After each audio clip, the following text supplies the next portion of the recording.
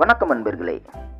நம்ம இன்னைக்கு என்ன பார்க்க போகிறோம்னா, நல்லா சூப்பரான சுவையான உருளைக்கிழங்கு கட்லைட் எப்படி தயாரிக்கன்னு பார்க்க போகிறோம். அப்படியே வீடியோக்கு ஒரு லைக் பண்ணிவிட்டு சேனலை சப்ஸ்கிரைப் பண்ணிவிட்டு வாங்க வீடியோக்குள்ளே போகலாம். உருளைக்கிழங்கு கட்லைட் தயாரிக்கிறதுக்கு நான் இன்றைக்கி 4 உருளைக்கிழங்கை 4 துண்டாக வெட்டி அவிச்சு தோல் நீக்கி எடுத்துக்கிறேன். தோல் நீக்கி எடுத்த உருளைக்கிழங்கை நம்ம நல்லா பட்டு போல் கட்டி எதுவும் இல்லாத மாதிரி நல்லா மசிச்சு எடுத்துக்கலாம். நல்லா மசிச்சு எடுத்துருங்க. சின்ன துண்டு துண்டாக இருந்துச்சுன்னா நல்லா இருக்காது. நல்லா பட்டு போல் மசிச்சு எடுத்துருங்க. சூடாக இருக்கமிச்சிலேயே நல்லா மசிச்சு எடுத்துருங்க. அது உருளைக்கிழங்கு ஆறிடுச்சுன்னா மசியதுக்கு கஷ்டமாக இருக்கும். நல்லா எல்லா பக்கமும் ஒரே போல் மசிச்சு எடுத்ததுக்கப்புறமா நம்ம அதில் தேவையான மசாலா சேர்த்துக்கலாம். ஒரு மீடியம் சைஸ் பல்லாரியை நல்லா பொடிசாக வெட்டி சேர்த்துருக்கேன். அப்புறமா அது கூட பட்டர் துகள் கொஞ்சமாக சேர்த்துக்கலாம். உங்கள்கிட்ட பட்டர் இல்லைன்னா நீங்கள் கொஞ்சம் பழைய ப்ரெட்டு கூட நல்லா உருத்தி சேர்த்துக்கலாம். கொஞ்சமாக கார்ன்ஃப்ளவர் மாவு சேர்த்துக்கலாம். உருளைக்கிழங்கோட ஈரப்பதம் எவ்வளோக்குள்ளே இருக்குன்னு பார்த்துட்டு நீங்கள் அதுக்கு தகுந்தாக்கில் கார்ன்ஃப்ளவர் சேர்த்துடுங்க. அப்புறமா கொஞ்சமாக ஜீரகம் சேர்த்துக்கலாம். ஜீரகம் சேர்த்துக்கிட்டு உங்களுக்கு காரத்துக்கு தகுந்தாக்கில் நீங்கள் கொஞ்சமாக வத்தல் தூள் சேர்த்துக்கிடுங்க. கொஞ்சமாக மஞ்சள் தூள் சேர்த்துக்கலாம். கொஞ்சமாக கரம் மசாலாவும் நீங்கள் சேர்த்துக்கிடுங்க. கரம் மசாலா சேர்த்தது எனக்கு மிஸ் ஆகிடுச்சு.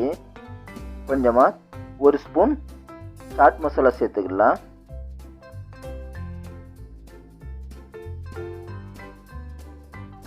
அப்புறமா கஸ்தூரி மெத்தி உங்கள்கிட்ட இருந்தால் சேர்த்துடுங்க. இல்லைன்னா ஒன்றும் பிரச்சனை இல்லை.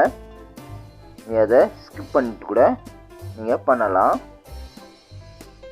லாஸ்ட்டாக கொஞ்சமாக தேவையான உப்பு சேர்த்து நம்ம அதை நல்லா எல்லா பக்கம் முன்போல் வர மாதிரி மிக்ஸ் பண்ணி எடுத்துக்கலாம். சின்ன கட்டிய மாதிரி எது இருந்துச்சுன்னா நீங்கள் அதை உடச்சி விட்டுடுங்க.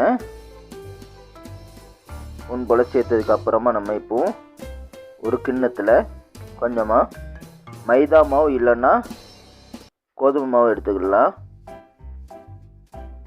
கொஞ்சமாக எடுத்துக்கிட்டு அதில் கொஞ்சம் கொஞ்சமாக தண்ணி விட்டு அதை நல்லா பேஸ்ட் பதத்துக்கு கலந்து எடுத்து வச்சுக்கலாம். அப்புறமா நம்ம மிக்ஸ் பண்ணி வச்சுருக்கிற மசாலாவை கொஞ்சமாக கையில் எண்ணெய் தடவிக்கிட்டு கொஞ்சமாக எடுத்து நல்லா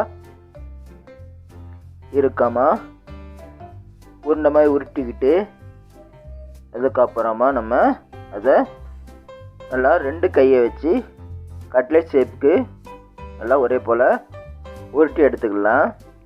ரொம்ப மெல்லிசாக உருட்டிடக்கூடாது. கொஞ்சம் மொத்துன்னு தான் இருக்கும்.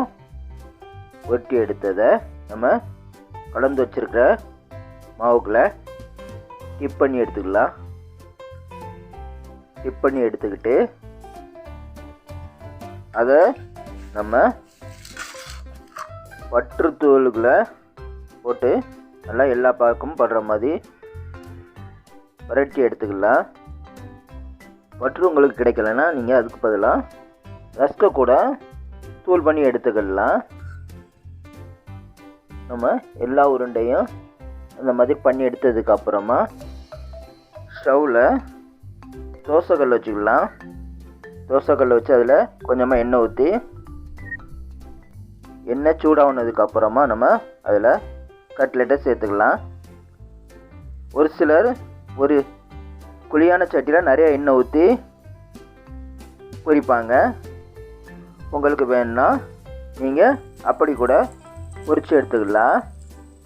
ஒரு சைடு வெந்ததுக்கப்புறமா நீங்கள் மாற்றி போட்டு வேக வச்சு எடுத்துடுங்க. கரண்டி வச்சு மாற்றி போடுங்க. 2 பக்கமும் நல்லா ஒரே போல் வெந்ததுக்கப்புறமா நம்ம எடுத்து பரிமாறினோம்னா சூப்பரான சுவையான வெஜ்ஜி கட்லைட் ரெடி ஆயிருச்சு. இந்த வீடியோ பிடிச்சிருந்தா லைக் பண்ணுங்கள், சேனலை சப்ஸ்கிரைப் பண்ணுங்கள். தேங்க்யூ.